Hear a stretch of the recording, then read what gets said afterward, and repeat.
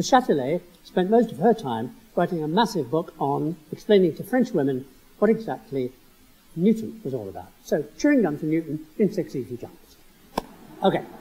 James Burke is a world-renowned producer, director, and thinker. It's just a cheap trick. Okay.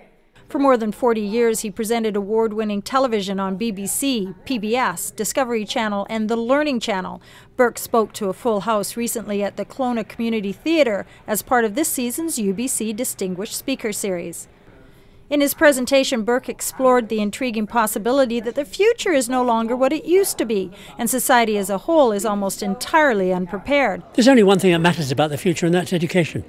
I mean, the future is going to be chaotic and unpleasant if we don't make the greatest possible effort to educate the population at large, to become much more involved in the political process, to become much more involved in making decisions that will make life what we want it to be. If we go on the way we are, and we don't throw that net wide and bring those people in, I'm not optimistic about the future, no. Burke notes the next big thing being explored in nanotechnology is what's called a personal nanofactory.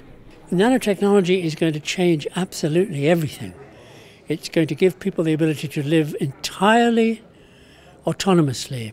It's going to have, if the personal nanofactory happens, it'll be in your garden or in your shed, making anything you want out of dirt, air and water. And by anything, I mean anything. Bottle of Chardonnay, the Mona Lisa, food, a car, gold.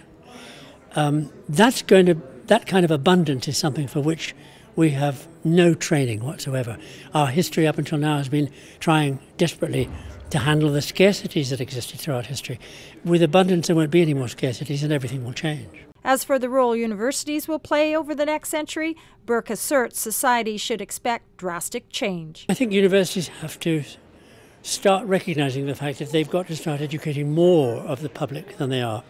Instead of limiting the number of people who get to university, they have to try and throw the net out further. Maybe make it easier to get to university, because the most important task, I think, is to get more people to university. The people who will be educating the population on the internet will be the universities.